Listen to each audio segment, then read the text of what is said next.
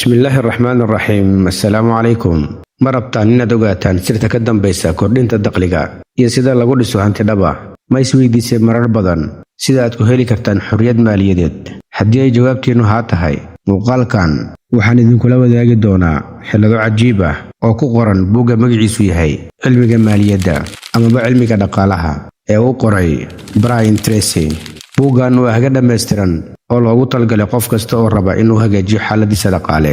sidaa darteed, haddii aad diyaar u tihiin inaad samaysaan isbeddelo dhab ah oo noloshiina dhanka dhaqaalaha ah, muuqaalkan ilaa iyo dhammaadkiisana la daawada.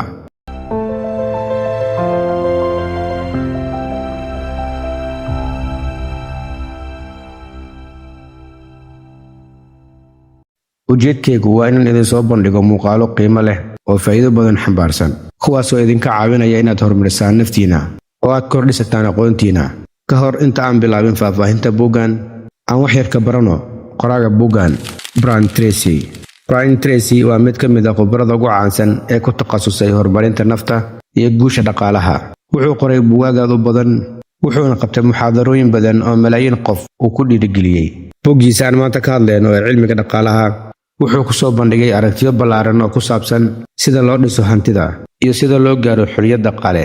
buuggan wuxuu ku siinayaa talooyin cilmiyeysan oo qof waliba dabaqi karo, iyadoo aan loo eegin xaaladda uu qofkaas ku sugan yahay. qoraaga buuggan wuxuu buuggan u kala qaybiyey dhowr fasalo ama dhowr qaybood. si toosaan u bilowno qaybta koowaad. qaybta koowaad waxay ka hadlaysaa beddel fikirkaaga maskaxeed ee dhanka dhaqaalaha. qaybtan waxay diiradda saaraysaa muhiimadda ay leedahay beddelidda habka aan u fikirno ama habka aan ugu fikirno lacagta.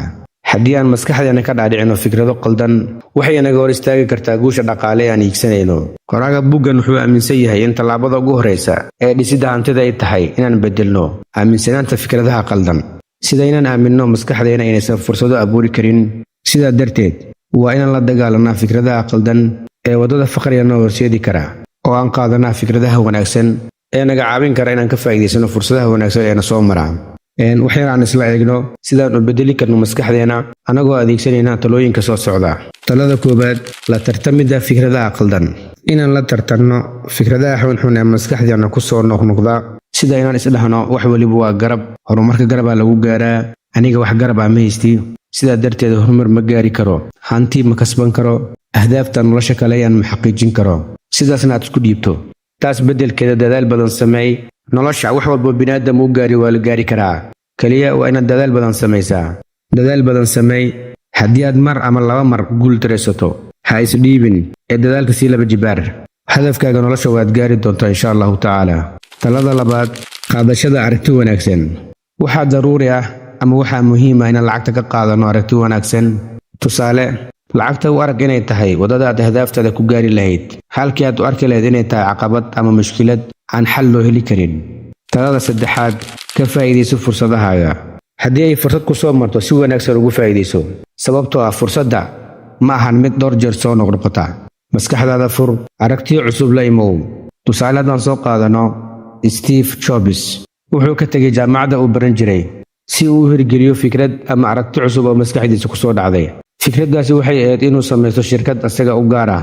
sida iskacad wuxuu ahaa arday mana haysan lacago fara badan oo uu shaqada shirkadda ku bilowbo.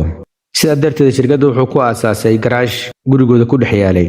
dadaal dheer kadib, fikraddiisa waxay noqotay mid guulaysatay. muddo kadib wuxuu sababay isbeddel weyn oo dhinaca tiknoolajiyadda ah, isagoo ka faa'iidaystay fursadaha aan caadiga ahayn ee soo maray. qaybta labaad, dejinta ahdaaf dhaqaale. qaybtan waxay ka hadlaysaa muhiimadda ay leedahay in la dejiyo ahdaaf dhaqaale oo cadcad. qoraaga buuggan wuxuu leeyahay, ahdaafta waa qariidada nagu hagaysa inaan hanti yeelano. haddii aan ahdaaf cad aan lahayn, waxaa suurtagal ah inaan ka lunno waddadii aan hantida ku kasban lahayn. ahdaafta dhaqaale waxay naga caawinaysaa inaan dadaalkeena oo dhan isugu geyno si aan u xaqiijin lahayn tallaabooyinka aan qorshaysanay. waxaa kaloo muhiim ah ahdaafteena ama yoolkeena inuu ahaado mid la cabiri karo, sababtoo arrintaas waxay naga saacidaysaa inaan la socono horumarkeena oo aan wax ka beddelno qorshaheenna haddii ay si wax naga noqdaan ama markaan u baahano inaan isbeddel samayno. wax yar aan isla eegno sida loo dejiyo ahdaafta dhaqaale iyadoo la adeegsanayo tallaabooyinkan soo socda. midda koowaad, aragtidaada inay ku caddaato. dejiso ahdaaf dhaqaale oo cad. tusaale haddaan soo qaadano, Elon Musk aragtidiisa waxay ahayd inuu dayax-gacmeed sameeyo. wuxuu dejistay ahdaaf iyo qorshooyin cad, kadibna wuxuu aasaasay shirkadda SpaceX si uu xaqiijiyo riyadiisa. dhowr jeer ayuu ku guuldareystay inuu dayax-gacmeed u diro hawada sare, laakiin ugu dambayn wuu ku guulaystay inuu xaqiijiyo riyadiisa. sidaas si la mid ah, adiga haddii aad marar badan ku guuldaraysato inaad xaqiijiso ahdaaftaada, ha isdhiibin, kaliya casharo ka baro, naftaadana dhiirigeli. maalin uun waad gaadhi doontaa ahdaaftaad leedahay. 2. ka dhigo ahdaaftaada kuwa la cabiri karo. tusaale, inaad yeelato ahdaaf maalinla ah, sida inaad akhriso subax weliba xisib qur'aan ah, adkaaru sabax inaad akhriso, salaad inaad jamaaca ku dukato, nabiga calayhi salaatu wasalaam inaad ku sallido, istighfaarta inaad badido, inaad akhriso buugaagta cilmiga, inaad akhriso buugaagta ka hadlaya dhaqaalaha, inaad xirfado cusub aad barato, inaad dadkaad u samafasho, inaad sadaqo aad baxsato intii karaankaaga ah. micnaha wax walba aad maalintaada samaysanayso waa inay kuu qorshaysanaato oo aad qorshe ku socoto. 3. waxbarashada, inaad si joogto ah waxaad u barato.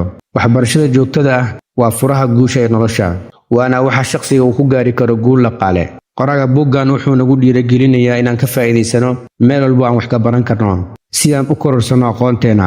ha ahaato akhrinta buugaagta ka hadlaya dhaqaalaha, tagista muxaadarooyinka iyo seminaarada looga hadlayo dhaqaalaha, qaadashada koorsooyin ka hadlayo dhaqaalaha, dhagaysiga iyo la socodka wararka dhaqaalaha, iyo wax waliba dhaqaalaha la xiriira.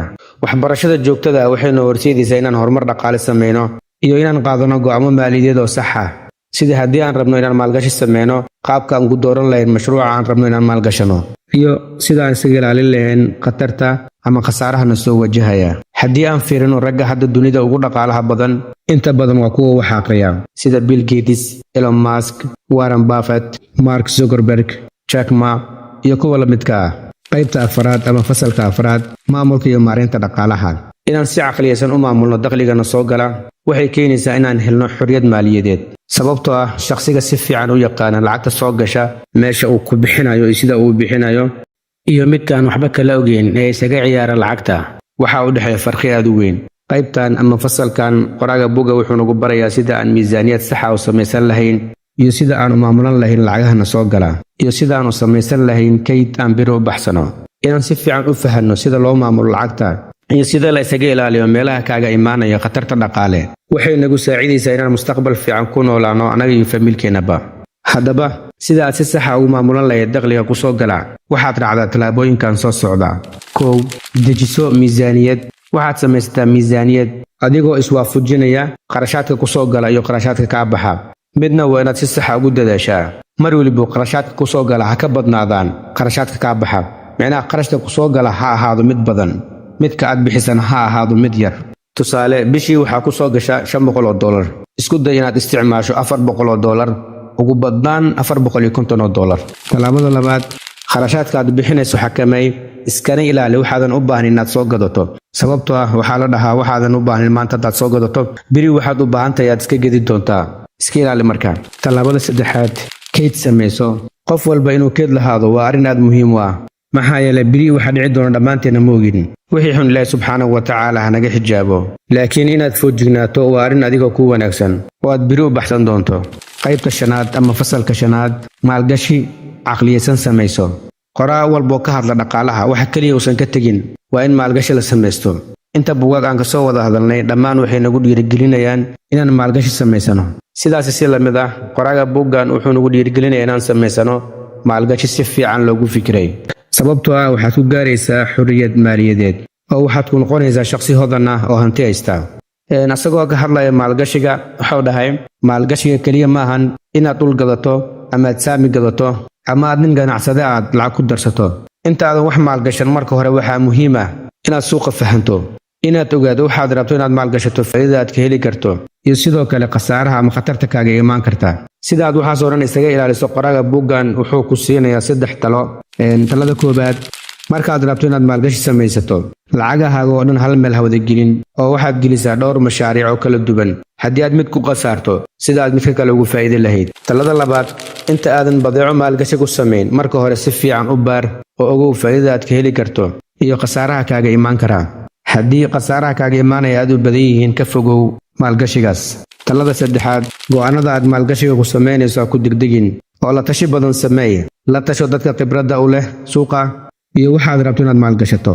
qaybta ugu dambaysa waa qaybta 6 ama fasalka 6. qoraaga wuxuu ugu hadlayaa maareynta deymaha ama iska ilaalinta deynta faraha badan waxay ku diidaysaa inaad wax horumar aad nolosha ka samayso mar walbana waxaad ahaanaysaa shakhsi liidan oo nolosha ka dhacsan qoraaga buuggan wuxuuna soo jeedinayaa talooyin aan deymaha oo dhan isaga bixin karno sidoo kale inaan ka fogaano deyn kale inaan qaadano mustaqbalka inaan deyn iska gudno waxay nagu saacidaysaa inaan gaarno xorriyad dhaqaale waxayna noo fududaynaysaa inaan diiradda saarno sidaan hanti ku yeelan lahayn haddaba qoraaga buuggan wuxuu halkan noogu soo jeediyey dhowr talooyin haddii aan raacno oo aan si fudud isaga gudi karno deymaha nalagu leeyahay talada koowaad deymaha inaan u bixino sida ay u kala badan yihiin micnaha inaan hal shakhsi deynta uu nagu leeyahay aan fokuska saarno sidaan u gudi lahayn marka aan u gudnona kadib aan mid kale bilowno inaan deyntiisa u gudno si tartiib ahna aan sidaas ku sii wadno kadibna aan iska wada gudno deymaha nagu leeyahay dhammaan talada labaad inta aan deyntaas gudayno inaan deyn kala qaadan sababtoo ah haddii aan deyn kala qaadano cimrigan oo dhan waxaan ku bixinaynaa inaan deymo gudno talada saddexaad inaan siyaadino ilaha dakhliga naga soo gala ama meelaha dakhliga naga soo gala sida inaan ka shaqayno dhowr shaqo si aan qaybna deymaha iskaga gudno qaybta kalena aan nolosheena maalinlaha ku maarayno gebgebadii qoraaga buuggan wuxuu si cad ugu hadlay haddii aan talooyinkan si saxa u dabaqno oo si saxa u qaadano inaan noqonno kuwa guulaysta qoraaga buuggan wuxuu sidoo kale sheegay haddii aan talooyinkan si saxa u dabaqno inaan ahdaafteena mustaqbalka aan ku gaari doono si fudud khulaasadii buugga halkan ayaan ku soo koobaynaa salaamu calaykum buugga The Intelligent Investor المستثمر الذكي maalgashadihii caqliga badnaa ee u qoray Benjamin Graham waa mid ka mid ah buugaagta ugu caansan uguna wanaagsan ee laga qoray maalgashiga inkastoo buuggan ku dhow yahay inuu gaaro 75 sano haddana wuxuu weli ka mid yahay buugaagta ugu faa'iidada badan ee laga qoray maalgashiga bilyaneerka caanka ah Warren Buffett oo ah shakhsiga saddexaad ee ugu taajirsan caalamka buuggan wuxuu ku tilmaamay inuu yahay midka ugu wanaagsan ee laga qoray abid maalgashiga wuxuu sheegay inuu aqriyay buuggan daabacadii ugu horeysay sanadka markuu ahaa 1950 isagoo markaas da'diisu ahayd 19 jir Warren Buffett wuxuu leeyahay laba qaanuun maalgashi oo caan ah qaanuunka koowaad weligaa lacag halumin micnaha lacagaha aad haysato dhammaan ha iska wada bixin oo wax ka cesho si aad beri ugu baxsato ama aad beri u maalgashato qaanuunka labaad weligaa ha iloobin qaanuunka koowaad Warren Buffett wuxuu si gaar ah u tilmaamay cutubyada ama fasalada 8aad iyo midka 20aad ee buuggan inay ahaayeen saldhigga ganacsigiisa maalgashiga halkaasuu ku bartay wax badan oo ku saabsan sida loo maalgashto saamiyada wuxuuna kula taliyay in maalgashayaashu ay aqriyaan labadan cutub ayagoo fiiro gaar ah siinaya labadan cutub kuna cilciliyaan mar kasta gaar ahaan marka uu suuqa isbedelo xooggan sameynayo inkastoo buuggan uu aad u weyn yahay oo uu ka kooban yahay qiyaastii 800 page haddana waa mid u qalma in la aqriyo sababtoo ah waxaa ka buuxa xogogo badan oo faa'iido leh iyo xeerar ama rules ay muhiim tahay in qof kasta oo raba inuu ku guulaysto suuqa maalgashiga uu ogaado buuggan wuxuu ku siinayaa fikrado wanaagsan buuggan wuxuu diiradda saarayaa inuu kaaga jawaabo su'aalaha ay maalgashayaashu isweydiiyaan kuwaas oo ay ka mid yihiin waa maxay maalgashiga waa maxay saamiga waa maxay waxyaabaha lagu doorto saamiga waa kuma maalgashadaha caqliga badan sidee maalgashadaha caqliga badan u maareyn karaa dareenkiisa ku riixaya inuu halista u bareero intaan ka hadleen ruliska qawaaniinta ama xeerarka iyo talooyinka maalgashiga qiimaha badan ee uu buuggan ka hadlayo wax yar aan wax ka barano qoraaga buuggan Mr.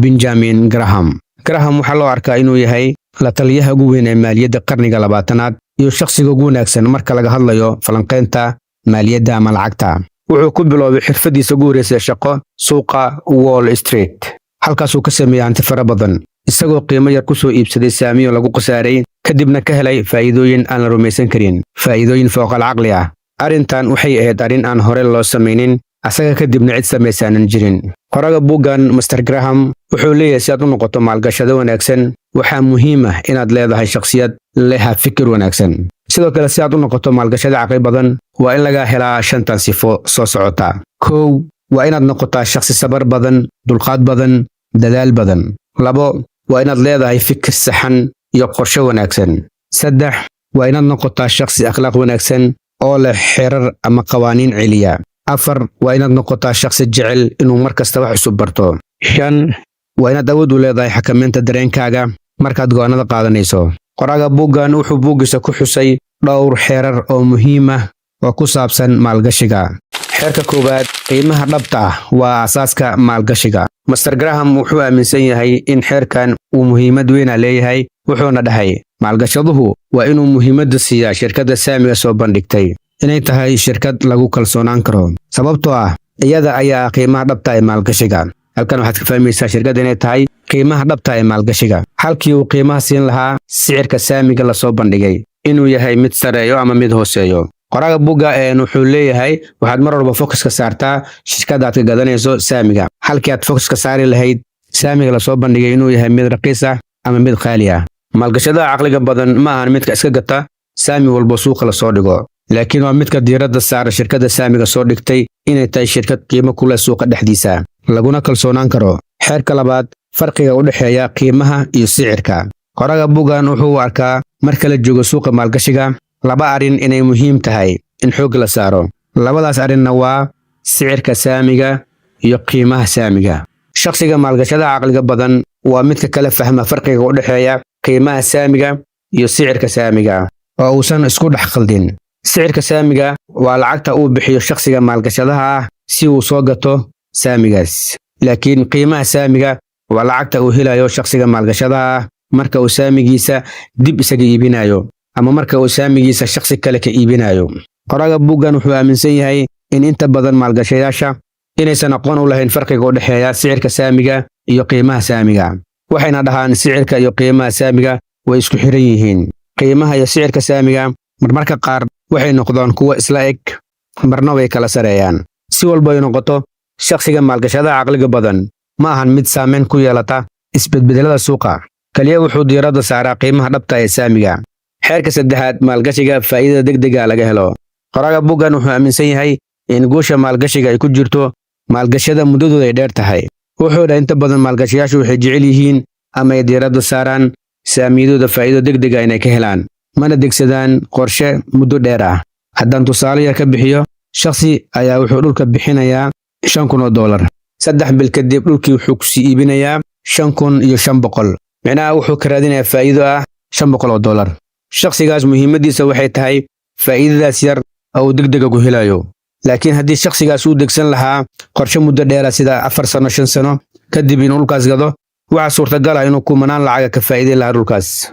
Aragtida qoraaga waxay tahay maalgashadaha caqliga badan waa kan samaysta qorshe muddo dheer ah, kuna taagnaada qorshihiisa inta uu awoodo si uu u siyaadiyo fursadaha guushiisa. Xeerka afraad, saamigaad gadatay inaad u aragto inuu yahay qayb ka mid ah shirkadda.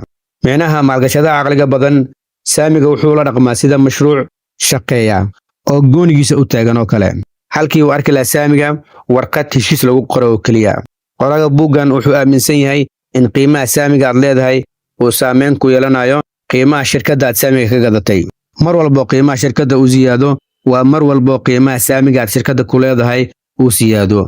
Mar walba qiimaha shirkadda uu hoos u dhaco waa mar walba qiimaha saamigaaga uu hoos u dhaco. Sidaa darteed, qoraaga buuggan xeerka koowaad wuxuu noogu soo sheegay qiimaha dhabta ee maalgashiga inay tahay shirkadda aad saamiga ka gadanayso. Sidaa darteed waa inaad doorataa shirkad lagu kalsoonaan karo si aad faa'iido badan u hesho. Waxaa jira 2 mabda oo asaasi u ah maalgashiga, kuwaasoo tala ahaan u soo jeediyey qoraaga buuggan Mr. Graham. Mabda'a koowaad, mabda'a badbaadada. Mabda'an wuxuu kugula talinayaa inaad saamiga soo iibsato marka uu qiimihiisa hooseeyo ama uu jaban yahay. Mar walba saamiga qiimihiisu uu hooseeyo waa mar walba khatarta khasaaraha aad ka fog tahay. Laakiin waxaa lama huraan inaad ogaato saamiga aad gadanayso qiimihiisa saxda ee suuqa uu ka joogay inta uusan hoos u soo dhicin ka hor, iyo sababaha keenay inuu hoos u soo dhaco saamigaas. Waxaad kaloo iska ilaalisaa inaad lacago badan aad geliso saamigaas adigoo isdhahaya waa fursad ee ka faa'iideyso. Waxaa laga yaabaa qalad weyn inaad ku dhacdo. Sidoo kale waxaad iska fiirisaa qiimaha dhabta ee saamiga, taasoo ah shirkadda aad ka gadanayso saamiga. Waxaa jirta xigmad dhahayso ukumankaaga oo dhan hal meel ku wada ridan ee dhowr meel u kala qaybi. Micnaha haddaad haysato lacago badan oo aad rabto inaad saami gadato, lacagahaaga oo dhan hal saami ku gadan ee waxaad samaysaa dhowr saami ku galgado. Mabda'a labaad, iska ilaali saameynta isbedelada suuqa. Qoraaga buugga wuxuu dhahay shakhsiga wax maalgashanayo marka uu soo dhammeeyo xog ururinta saamiga uu rabo inuu maalgashto, kadibna uu go'aansado inuu saamigaas maalgashto, waxaa muhiim ah inaysan saameyn ku yeelan isbedelada sicirka ee aan ku xirnayn qiimaha dhabta ah ee saamiga. Micnaha haddii saamiga uu rabo inuu maalgashto marna kor u kacayo marna hoos u soo degayo inaysan arrintaasi wax saameyn ah ku yeelan maadaama iska hubiyey shirkadda saamiga uu ka gadanayo inay tahay shirkad sumcad ku leh bulshada dhexdeeda la iskuna halayn karo. Shirkadaha tayada wanaagsan leh waxay u adkaysan karaan isbedbedelada adag ee suuqa ka dhaca. Suuqa waxaa ku jiro shirkado awood badan oo mar walba suuqa dhinac u roga. Mar saamiyada waxay ka dhigaan kuwa qaali ah, marna saamiyada dhulka ayay keenaan waxay ka dhigaan kuwa raqiis ah. Shirkadaha noocan oo kale mar walba waxay diiradda saaraan maslaxadooda. Qoraga buuggan Mr. Graham wuxuu ku boorinayaa maalgashayaasha inay iska ilaaliyaan isbedelada noocaas oo kale ee suuqa ka dhaca. Isagoo tusaale u soo qaatay qof uu ugu magac daray Master Market oo ah tusaale uu u sameeyay suuqa saamiyada. Master Market wuxuu maalin walba shakhsiga maalgashadaha u soo bandhigayaa saamiyo siciro kala duwan leh, kuwa qaali ah iyo kuwa raqiis ah intaba. Qoraga wuxuu leeyahay maalgashadaha caqliga badan waa inuu iska indhatiraa saamiyada uu soo bandhigayo Master Market uuna ku tiirsanaadaa shirkadaha la isku halayn karo saamiyadooda. Maalgashiga wanaagsan oo faa'iidada daa'imka laga helo ma ahan mid u baahan caqli badan ama caqli ziyaado ah, awood maalgashi aan caadi ahayn ama xog gudaha oo ku saabsan shirkadda aad rabto inaad saamiga ka gadato, balse waxay u baahan tahay inaad lahaato qaab fikir oo saxan si aad u gaarto go'aano saxan adigoo ka fogaanaya in shucuurtaada ama dareenkaaga laablakaca ah ay carqaladeeyaan go'aanada aad qaadanayso. Si aad u gaarto natiijo heer sare ah waxay ku xirnaan doontaa dadaalkaaga iyo fikirkaad adeegsanayso markaad saamiga gadanayso iyo sida uu isku bedbedelayo suuqa inta aad saamiga maalgashanayso. Sidaa darteed howlaha ama shaqooyinka maalgashiga waxay ku salaysan yihiin 5 talaabo oo asaasi ah. Talaabada koowaad, inaad samayso falanqayn sax ah ka hor inta aadan saami maalgashan. Falanqaynta maalgashiga waa inaad si wanaagsan u baarto saamiga aad rabto inaad maalgashato, isla markaana shucuurtaada ama dareenkaaga laablakaca aad ka fogeyso go'aamada maalgashiga. Sidoo kale maalgashiga inaadan ku salayn hebel ayaa mashruuca maalgashtay anigana waan maalgashanayaa, balse inaad ku salayso maalgashigaaga aqoon iyo baaris dheer saamiga aad rabto inaad maalgashato iyo sidoo kale shirkadda saamiga soo bandhigtay. Talaabada labaad, hoos u dhig khatarta kaaga imaanaysa saamiga aad maalgashanayso. Adigoo ilaashanaya ra'sumaalkaaga waxaa lama huraan ah inaad khatarta saamiga kaaga imaan karta aad yarayso oo aad ka dhigto mid macquul ah oo la qaadan karo. Talaabada saddexaad, in saamiga aad maalgashanayso uu lahaado faa'iido dhaqaale oo lagu qanci karo mustaqbalka. Talaabada afraad, in qiimaha saamiga aad ku iibsanayso uu ahaado mid ka hooseeya qiimaha dhabta ee saamiga uu joogay markii hore. Micnaha inaad iibsan saami qiimihiisu aad u sareeyo si aadan khasaaro badan ugala kulmin. Sidoo kale in saamiga aad iibsanayso inuu lahaado mustaqbal fiican si aad biri wax badan ugu faa'iido iyo inaad si fiican isaga ilaaliso shirkadda soo bandhigayso saamiga aad rabto inaad iibsato. Talaabada shanaad, yaysan ku saamaynin isbedbedelada mar walba suuqa ka dhaca ee kaliya waxaad diiradda saartaa qiimaha saxda ah ee saamiga aad maalgashatay. Waxaa suurtagal in saami maanta meel sare joogo inuu biri dhulka tago, mid kaloo dhulka yaalo inuu biri hawada sare galo. Marka suuqa marnabaha ku kalsoonaan, kaliya waxaad diiradda saartaa qiimaha dhabta ee saamigaaga. Haddii 5 talaabo aadan u hoggaansamin ama qaar ka mid aad ka tagto, waxaad tahay shakhsi raba inuu lacagiisa ku qamaaro ama shakhsi raadiya faa'iido degdeg ah, taasoo kugu keeni karta inaad lacagaaga oo dhan aad si sahlan ku qasaarto. Sababtoo ah suuqa saamiyada mar waliba waxaa lagu galaa nidaam iyo qawaaniin ama xeerar si joogta loo raaco. Intaas ayaan ku soo koobaynaa buugga maanta aan ka hadlayno ee ah The Intelligent Investor Al-Mustathmir Al-Dhakiy. Muuqaalkan waxaan kugu sharxi doonaa buug loo aqoonsaday inuu yahay aabaha ruuxiga ah ee dhammaan buugaagta ka hadasha hantida ama lacagta iyo sida aad ku yeelan karto hanti adigoon waxba haysan ama adigoo kasoo bilaabaya meel eber ah. Waa buug ku saabsan sida loo bedelo fikirkaaga si aad u gaarto guul iyo hodantinimo. Buuggan wuxuu jiraa in ka badan 85 sano, micnaha wuxuu ku dhow yahay 1 qarni, waxaana loogu talagalay kaliya dadka raba inay noqdaan taajiriin ama hantiilayaal. Buuggan magaciisa waa Think and Grow Rich, ama afka Carabiga Fakir wasdad tharaan, afka Soomaaligana Fikir oo taajir noqo. Waa buug caan ah oo u qoray Napoleon Hill, kaasoo la daabacay markii ugu horeysay sanadkii 1937. Buuggan wuxuu soo bandhigayaa fikrado iyo farsamooyin uu Hill ka soo ururiyey wareysiyo oo la yeeshay dad hanti xad dhaaf ah tacbaday sida Thomas Edison, Henry Ford iyo kuwo kale. Qoraha kitaabkan ciyaar uma dooran ciwaankan ah Think and Grow Rich, Fikir oo taajir noqo. Middan waxay ku cadaynaysaa ama waxay cadeen u tahay fikradda ama fikirka inuu yahay talaabada ugu horeysa ee loo qaado in hanti la yeesho. Hantida waxaa lagu helaa fikir, faqrigana waxaa sababa fikir. Si aad u noqoto hantiile waxaa lagama maarmaan ah inaad u fikirto siday u fikiraan hantiilayaalka amaba maalqabeennada. waxaa sidoo kale daruuri ah inaad ku fikirto lacagta, sidaad ku heli lahayd lacagta, meelahaad ka heli lahayd lacagta, sidaad hanti u yeelan lahayd iyo sida aad u maamuli lahayd hantidaas. Bejka ugu horeeya ee buuggan qoraha wuxuu ka hadlayaa awoodda fikirka ama fikradda, wuxuuna ku caddeynayaa in fikirka uu leeyahay awood cajiib ah. waxa ugu awoodda badan ee fikraddana waa marka ay fikraddaas xaqiiqowdo. fikrad walba wanaagsan oo maskaxdaada ku soo dhacda haddii aad dadaal badan raaciso way ku xaqiiqoobi kartaa. haddaan gadaal ugu noqono 2,000 sano ama 3,000 sano ka hor ma jirin shakhsi bini'aadam ah oo adduunka saaran xilligaas oo isdhahayay in shakhsi kaloo bini'aadam ah diyaarad raaco kadibna uu waddanka uu doonayo ku tago. shakhsi midaas maskaxdiisa ku jirtay ama ku soo dhacday xitaa ma jirin. haddaad fiiriso nolosha aad adiga maanta ku nooshahay inta badan waxaa saamayn ku yeesha fikradahaaga. haddii aad tahay shakhsi si wanaagsan u fikra, shakhsi leh hami iyo hadaf, waxaad noqonaysaa shakhsi heer sare gaaray. midaasina waxaa ugu wacan fikirka saxan ee aad qaadatay. cagsigeeda, haddii aad hami iyo hadaf toona lahayn waxaad noqonaysaa shakhsi nolosha ka dhacsan, waxba aan qabsan karin. inta badanna dadka kale eedeeya sida inuu dhaho aniga cidi garab istaagtay ma jirto, hebel waa la garab qabtay iyo waxyaabo noocaas ah. Napoleon Hill buugga uu qoray bilowgiisa wuxuu ku dhahay si aad u noqoto hantile waxaa waajib ah inay maskaxdaada ka dhex guuxdo fikradaha hantida lagu tacabo keliya. fikirkaaga mar hadduu sidaas noqdo adigana aad isku daydo inaad u beddesho xaqiiqo, biidnillaah hantile waad noqonaysaa. buuggan wuxuu ku salaysan yahay aragtida ah in guusha iyo hodantinimada ay ka bilowdaan maskaxda qofka. shakhsiga hadduu la yimaado fikrad saxan oo u beddelo waaqic ama xaqiiqo la taaban karo, shakhsigaas guusha uu rabo wuu gaarayaa. qoraha buuggan wuxuu rumaysan yahay ama aaminsan yahay in fikirka saxda ah, go'aanka adag iyo qorshaynta ay yihiin furaha guusha lagu gaaro. halkan waxaan kugula wadaagi doonaa dhowr qodob oo uu qoraha ugu hadlay buuggiisa. qodobka koowaad ama tallaabada koowaad, la imow rabitaan adag. guusha waxay ka bilaabataa rabitaan xoog leh ama rabitaan adag. waa inaad yeelato rabitaan dhab ah oo aan hoos ugu dhicin si aad u gaarto waxaad rabto. rabitaanka dhabta ah waxay kuu sahlaysaa inaad si fudud u gaarto guushaad haminayso. marka laga hadlayo rabitaan dhab ah inta badan waxaa tusaale loo soo qaataa Edwin Barnes. Edwin Barnes wuxuu ahaa shakhsi iska caadi ah oo aan cidna aqoon. waxaa maskaxdiisa ka guuxaysay fikrad ah inuu Thomas Edison la noqdo shuraako ganacsi.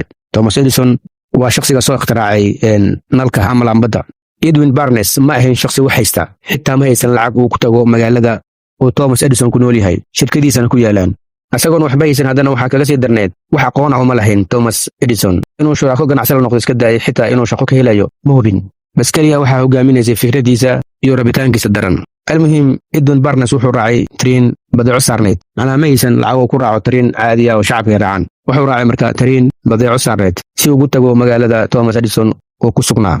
markii uu tagay magaaladii wuxuu nasiib u yeeshay inuu la kulmo Thomas Edison, wuxuuna soo bandhigay inuu la noqdo shuraako ganacsi. wixii ka dhacay kulankaas u dhexeeyay Thomas Edison iyo Edwin Barnes waxaa sanado badan kadib ka sheekeeyey Thomas Edison buugu qoray. wuxuuna dhahay wuu isoo hor istaagay, wuxuuna u ekaa sida qof aan hoy haysan oo kale. macnaa shakhsi derbijiif ah ayuu u ekaa, waxaana ka muuqatay duruufo xun iyo wax la'aan daran. laakiin marka aan wejigiisa si taxadar leh u fiiriyey, hadalladiisna aan dhegaystay, waxaa iga muuqatay inuu ahaa shakhsi ay ka go'an tahay inuu gaaro waxa uu rabo. waxyaabahan ka bartay dadka badan ee aan la soo shaqeeyay ayaa ah in qofka marka uu si xad dhaaf ah shay uu rabo, noloshiisa dhan ayuu halis u geliyaa si uu u gaaro waxaas ama shaygaas, waana hubaal qofkaas inuu gaari doono waxa uu rabo. sidaas darteeda waxaan siiyey fursaddii uu codsaday, maxaa yeele waxaan arkay inuu si buuxda u go'aansaday oo uu ka naqan doonin go'aankiisa ilaa uu ka gaaro hadafka uu lahaa. wixii markaas kadib dhacay waxay caddeeyeen in go'aanka aan qaatay uu ahaa mid saxan. Thomas Edison wuxuu arkay shakhsi ah sida qof aan hoy lahayn oo kale, duruufo daran ka muuqato, laakiin wuxuu sidoo kale arkay shakhsigaas inuu lahaa go'aan saxan, rabitaan adag iyo fikraddiisa inuu u beddelo xaqiiqo dhab ah. arrintaas ayaa keentay inuu Edison aqbalo dalabkii Edwin Barnes. laakiin wuxuu ka dhigay shaqaalo iska caadi ah oo shirkadiisa ka shaqeeya oo ma ka dhiganin shuraako oo ganacsi. inkastoo hadafka Edwin uu ahaa inuu Edison la noqdo shuraako shirkadiisa, laakiin Edwin wuxuu sugay fursad si uu u caddeeyo inuu qalmo inuu shuraako la noqdo Thomas Edison. muddo kadib fursaddii uu sugaya ayaa imaaday, laakiin waxay u imaaday iyadoo ah sida mid qarsoon oo kale, dadka intooda badan aan fahmi karin. laakiin Edwin wuu dareemay wuuna fahmay inay midaan tahay fursaddiisa. fursaddu waxay imaaday 4 sano markuu ka shaqaynaya shirkadda, waxayna ahayd fursadda badeeco ay shirkadda Thomas Edison samaysay, laakiin raggii u qaabilsanaa suuqgeynta ayaa badeecadaas gedi waayey oo way ku fashilmeen inay gadaan badeecadaas. waxayna dhaheen waqtiga ayaan sigaluminaynaa, badeecadan cid gadanaysa ma jirto. Edwin Barnes meeshaas ayuu fursaddiisa ka dhex arkay. badeecadii ayuu soo qaaday, wuxuuna bilaabay inuu suuqgeyn fiican u sameeyo, kadibna badeecadii ayuu gaday, wuxuuna soo hooyay guul aad u weyn. arrintaas waxay keentay inuu la dhaco Thomas Edison, ninkii ahaa Edwin Barnes. arrintaasna ayaa sababtay in Edwin Barnes uu shuraako la noqdo Thomas Edison. waxaasoo dhanna waxay ku imaadeen fikir iyo rabitaan ku jiray caqligii Barnes. qoraha buuggan qisadan wuxuu noogu sheegayaa in fikradda Edwin Barnes ku jirtay inuu u beddelay rabitaan xooggan, rabitaankaas xoogganna inuu keenay guushii u gaaray Edwin Barnes. tallaabada labaad, aamin naftaada aaminsanaanta naftaada waa aasaaska guusha. haddii aadan naftaada aaminsanayn guul ma gaari kartid. sidaa darteeda waxaa daruuri ah inaad naftaada aaminto. haddii aadan adiga naftaada aaminin cid ku aaminaysa ma jirto. tallaabada saddexaad, isqancin adiga naftaada ah. naftaada inaad ku qanciso gaarista hadafyadaada iyo guulaha aad rabto inaad gaarto, isla markaana ku celceli hadallada dhiirgelinta waa naftaada. tallaabada afraad, yeelo aqoon. faham farqiga u dhexeeya aqoonta guud iyo aqoonta khaaska ah, kuna dadaal inaad xirfado gaar ah barato si aad si saxan ugu faa'iidaysato xirfadahaas aad baratay. tallaabada shanaad, qorshaynta. samayso qorshe cad oo ku saabsan si aad u gaari lahayd hadafyadaada oo ku dhaqaaq tallaabooyinka loo baahan yahay. tallaabada lixaad, go'aan qaadashada. qaado go'aan degdeg ah oo adag oo aadan dib ugu dhacaynin, waayo dib u dhac iyo go'aan qaadasho la'aanta waxay ka mid yihiin sababaha ugu weyn ee guuldarrada ku sababa. tallaabada toddobaad, adkaysi. guushu waxay u baahan tahay adkaysi iyo dulqaad. ha ka quusan hadafyadaada haddii aad la kulanto caqabado iyo guuldarrooyin. tallaabada siddeedaad, la saaxiib shakhsiyaad guulaystay. qoraha buuggan wuxuu soo jeedinaya inaad la saaxiibto ama inaad saaxiib ka dhigato dadka guulaystay oo aad wax ka barato, isla markaanaad ka heli karto taageero iyo dhiirgelin, aadna ka harto dadka fashilka u saaxiibka ah horumarkan ka quustay. tallaabada sagaalaad, awoodda maskaxda. isticmaal maskaxdaada iyo fikirkaaga si aad u abuurto aragtiyo cusub iyo fursado cusub oo aad ka faa'iidaysan karto. tallaabada tobanaad, kalsooni. qoraha buuggan wuxuu aaminsan yahay in kalsoonida naftaada iyo awooddaada ay yihiin furaha guusha. sidaa darteeda waxaa muhiim ah inaad naftaada kalsooni ku qabto. intaasi waa qodobada muhiimka ah ee buuggani oo kooban. sidaan qodobada kore ku soo aragnay, qoraha buuggan wuxuu bixiyey tilmaamo cad oo qof kasta raba inuu gaaro guulo dhaqaale iyo horumar shakhsiyadeed u raaci karo. sidoo kale qoraha buuggan wuxuu aaminsan yahay in qof kasta oo bini'aadam ah u gaari karo guul dhaqaale haddii uu raaco tallaabooyinkaas. ujeeddada ugu weyn ee buuggan wax kale ma ahan keliya waa inaad fikradahaaga u beddeshaa xaqiiqo la taaban karo. haddii aad rabto inaad hantilo noqoto oo aad guul gaarto, laakiin mar waliba mid xusuusnow, wax waliba oo noloshaada ah waxay ka bilaabmaan fikrad. fikraddaasna waxay isku beddeshaa rabitaan xooggan. rabitaankaas xoogganna wuxuu ku horseedi karaa inaad gaarto horumarkaaga iyo wax walba oo aad ka damacsan tahay nolosha. haddii aad ganacsi leedahay balse khasaarahaaga aad u badan yihiin, haddii aad haminayso inaad ganacsi cusub aad bilowdo, haddinaadan aqoon u lahayn qaabkaad u bilaabi lahayd, meeshaad ka bilaabi lahayd iyo sidaad u bilaabi lahayd ganacsigaaga, insha allah buuggaan maanta ka hadlayno wuxuu kuu noqon doonaa xal degdeg ah, xal waara, wuxuuna kuu furi doonaa albaabkaad ka geli lahayd guusha ganacsigaaga. buuggan magaciisa waa Blue Ocean Strategy, istiraatiijiyada badweynta buluuga. waxaa qoray Professor Chan Kim iyo Professorad Rini. buuggan waxaa markii ugu horreysay la daabacay sanadkii 2005. waxaa la cusboonaysiiyey oo la balaariyey sanadkii 2015. buuggan waxaa lagu turjumay in ka badan 46 luqadood, isagoo noqday mid ka mid ah buugaagta ugu iibka badan adduunka oo dhan. buuggan wuxuu ka kooban yahay 300 page.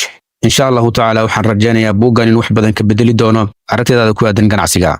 intaan mawduucina maanta bilaabin, channelkan inta badan waxaan diiradda ku saarnaa buugaagta ka hadasha kobcinta dhaqaalaha iyo horumarinta aadanaha. haddii aad mawduucyadan xiisaynaysid, waxaa farxad inoo ah inaad nagu soo biirto.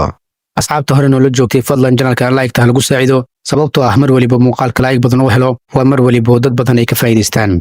hana la sii sheergarayo muuqaalka. mahadsanidin.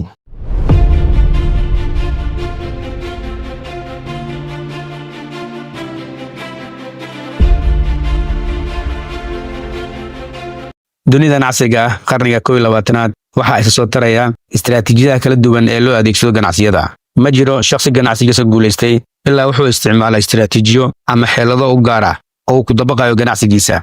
sababtoo ah istiraatiijiyada wanaagsan shakhsiga waxay ka caawisaa inuu sare u qaado ganacsigiisa, uu kobciyo faa'iidadiisa, uuna yareeyo khataraha iyo khasaaraha iyo tartanada ka jira suuqa. istiraatiijiyada wanaagsan waa mid si wanaagsan u eegta baahiyaha gaarka ah ee macaamiisha, qiimayso baahida suuqa ka jirta, soona kordhisa agab ama adeeg suuqa aad loogu baahan yahay. haddaba waa maxay waxyaabaha asaaska u ah istiraatiijiyada Blue Ocean Strategy? sidee loo hirgeliyaa istiraatiijiyadan? waa maxay mabaadi'da ay leedahay istiraatiijiyadan? waa maxay qodobada ugu muhiimsan ee istiraatiijiyadan? intaan su'aalahan oo dhan idinka jawaabin, marka hore waxaan information guud ama macluumaad guud idinka siin doonaa fikirkay xambaarsan tahay istiraatiijiyada Blue Ocean Strategy. istiraatiijiyadan waxay xambaarsan tahay fikirka in shirkadda ay abuurto suuq iyada u gaar ah, suuq cid kale aan kula tartamayn oo ay faa'iido badan ka samayso, halkii ay suuqa kula tartami lahayd shirkadaha kala duwan ee suuqa ku jira.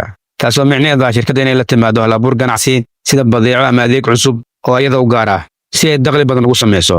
fikradda istiraatiijiyadan waxaa cagsi ku ah fikradda istiraatiijiyada Red Ocean Strategy ama istiraatiijiyada badda casaanka ah, taasoo iyadana qabta fikir ah shirkadda inay tartan adag la gasho shirkadaha kale ee suuqa ku jira, mar walbana inay isku daydo inay ka guulaysato shirkadaha kale wax walba ay ku qaadato. istiraatiijiyadan shirkadaha isticmaala inta badan waxay kala kulmaan khasaarooyin aad u badan. sababtuna waxay tahay in mar walba dagaal kula jiraan shirkadaha kale. Tusaale, shirkadaha isticmaala istiraatiijiyada Red Ocean Strategy markay badeeco suuqa keenaan laba arrin mid ay sameeyaan. Arrinta koowaad, in badeecada ay u jiraan qiimo go'an, macaamilka markuu badeecada qiimaheedu weydiiyo inay ku dhahaan waa intaas ku qaado ama ka tag, ayagoo aan macaamilka wax naxariis ah ama caadifad ah u muujin. arrintaasoo ku keeni karta in macaamilka isaga tago badeecada. Arrinta labaad, markay badeecadii muddo suuqa taalo qiimaheeda saxda ah ay ku heli waayaan, shirkadaha kale tartanka kula jiraan ay keenaan badeecooyin cusub, waxaa qasab ku noqota inay xaraashaan badeecadaas si ay u keenaan badeeco kale cusub. halkaasna waxaa laga yaabaa inay kasoo gaarto khasaaro aad u badan. qorayaasha buuggan waxay rumaysan yihiin in istiraatiijiyada Blue Ocean Strategy ay ka fursad wanaagsan tahay kana fiican tahay istiraatiijiyada kale ah Red Ocean Strategy. sababtuna waxay tahay shirkadaha isticmaala istiraatiijiyada Blue Ocean Strategy, istiraatiijiyada badweynta buluuga ah, waxay diiradda saaraan mar walba inay la yimaadaan halabuur iyo badeeco aan hore suuqa u welin, badeeco ama adeeg suuqa aad loogu baahan yahay. sidoo kale waxay si wanaagsan ula tacaamulaan macaamiisha ayaga ku xiran, ayagoo hadafkooda ah inay ku sii gaaraan ama ku sii helaan macaamiil kaloo cusub. tusaale, marka uu shakhsi wax ka iibsanayo si wanaagsan ay u soo dhaweeyaan, waxayna u raaciyaan adeeg yar oo free ah, sida marka laga gato agab ama alaab, waxay u raaciyaan adeeg ah inay ayaga alaabta u qaadaan guryahoodana ay u geeyaan, weliba si bilaash ah. sidoo kale inay kontaroolaan tayada alaabta ay ka iibinayaan macaamiishooda. waxay kaloo iska ilaaliyaan inay soo koobigarayaan badeeco shirkad kale ay leedahay. mar walba waa kuwa la yimaada hal abuur iyo badeeco cusub.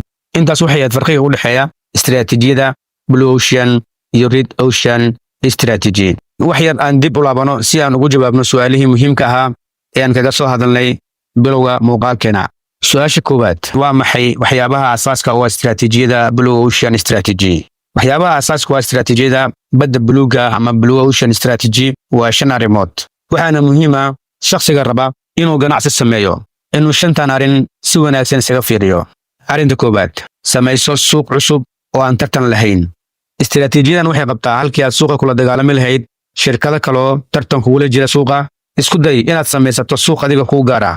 marka aan ku dhahayo samayso suuq adiga kuu gaar ah, kama wado suuq weyn inaad dhisato, ee waxaan ula jeedaa waxaad la timaadaa fikrad cusub iyo hal abuur. sidoo kale waxaad la timaadaa badeeco ka duwan badeecooyinka shirkadaha kale ay haystaan, badeeco aan suuqa dhan olin, badeeco ay macaamiisha baahi badan u qabaan. arrinta labaad, xoogga saar tayada badeecada iyo la tacaamulka macaamiisha. micnaha ku dadaal inaad samayso alaab ama adeegyo leh qiimo iyo tayo gaar ah oo dadka soo jiidanaya. sidoo kale waxaa jira shay aad muhiim u ah oo loo baahan yahay inaad si fiican diiradda u saarto, taasoo ah macaamiilka aad alaabta gadanayso inuu leeyahay waalid, walaal, qaraabo, asxaab iyo dad kaloo ku xiran asaga. haddii macaamiilkaas uu ku qanco agabka aad gadayso iyo adeegga aad qabanayso, waxay u badan tahay inuu kugu soo xiri doono dad kaloo asaga ku xiran. sidaa darteed wanaaji tayada badeecadaada iyo la dhaqanka macaamiishaada. arrinta saddexaad, diiradda saar baahida macaamiisha. intaadan badeeco samayn, marka hore waxaad falanqayn ku samaysaa suuqa. waxaadna baartaa alaabta loogu baahi badan yahay suuqa, alaabta ama adeegga ay macaamiisha baahida badan u qabaan. kadibna waxaad samaysaa adeeg ama badeeco ka jawaabta baahida gaarka ah ee macaamiisha. arrinta afraad, ka fogow dagaalka ka jira suuqa dhexdiisa. halkaad qayb ka noqon lahayd tartanka ka jira suuqa, waxaad diiradda saartaa inaad ka duwanaato ganacsiyada kale ee suuqa ka jira. badeecadaadan adiga gaar u noqo si aad ugu badbaado khasaaraha ka jira suuqa, kaasoo sababa tartanka joogtada ah ee ka dhaca shirkadaha dhexdooda. arrinta shanaad, yeelo aragti fog. fikirkaaga ha ahaado mid fog. waxaadna mar walba isku daydaa inaad si joogta u cusboonaysiiso badeecadaada si ay ula jaanqaado isbeddelka suuqa ka dhaca mustaqbalka. intaasina waxaan ugu jawaabnay su'aasha ahayd waa maxay waxyaabaha asaaska u ah istiraatiijiyada Blue Ocean Strategy. haddana waxaan isla fiirinaynaa sidee loo hirgeliyaa istiraatiijiyada Blue Ocean Strategy. si aad u hirgeliso istiraatiijiyadan, waxaa lama huraan ah inaad raacdo 4 talaabo. talaabada koowaad, markaad samaynayso badeeco waxaad eegtaa shay aad wadaagtaan shirkadaha kale, adigana aad ka maarmi karto si aad ugu duwanaato badeecooyinka ay soo saaraan shirkadaha kale. arrintan waxay kaa saacidaysaa inaad ka fogaato tartanka aad la geli lahayd shirkadaha kale, sababtoo ah badeecada aad soo saarayso hadday isku ekaadaan badeecadaha kale ay soo saaraan shirkadaha kale, halkaasi waxaa ka dhalan kara tartan u dhexeeya labadaasi badeeco. mar haddii tartan meesha u yimaadana waxaa ka dhasha khasaaro. sidaa darteed isku day inaad ka duwanaato shirkadaha kale. talaabada labaad, waxaad isku daydaa inaad yarayso kharashka xaddaafka ayaad gelinayso samaynta badeecada aan muhiimka ahayn ama baahida badan aysan u qabin macaamiisha. talaabada saddexaad, kordhi oo casriyey shirkadaada iyo qalabkaad u isticmaalayso samaynta badeecooyinka aad ka iibinayso macaamiishaada. mar walbana waxaad diiradda saartaa tayada badeecadaada si aad u kasbato macaamiil aad u fara badan. talaabada afraad, talaabadan waa talaabo aad muhiim u ah waa talaabo kaa soocaysa kaana ilaalinaysa la tartanka shirkadaha kale si aad ugu duwanaato shirkadaha kale waa inaad la timaadaa hal abuur iyo fikir cusub aad ma samayso waxyaabo cusub oo aan hore loo arkin sababtoo ah mar waliba badeecada ay ka duwanaato kana wanaagsanaato kana tayo fiicnaato badeecooyinka kale ee shirkadaha kale ay soo saaraan waa mar waliba aad ka fogaato xirada dagaalka iyo tartanka shirkadaha kale markaana waxaan isla fiirinaynaa qodobada muhiimka ah ee istiraatiijiyada Blue Ocean Strategy ama istiraatiijiyada badweynta buluugta ah qodobka koowaad horayaasha buuggan waxay leeyihiin shirkad walba oo rabta inay faa'iido badan suuqa ka hesho waxaa muhiim ah inay iska ilaaliso la tartanka shirkadaha kale ee suuqa ku jira sababtoo ah marka aad tartame waxaad sugtaa laba arrin midood kow in tartankaas lagaaga guulaysto labo inaad adiga ku guulaysato tartankaas laakiin markaad suuqa kaliya ku tahay fursadaha guusha aad ay u sareeyaan qodobka labaad fahamka baahiyada macaamiisha waxaa lama huraan ah inaad mar walba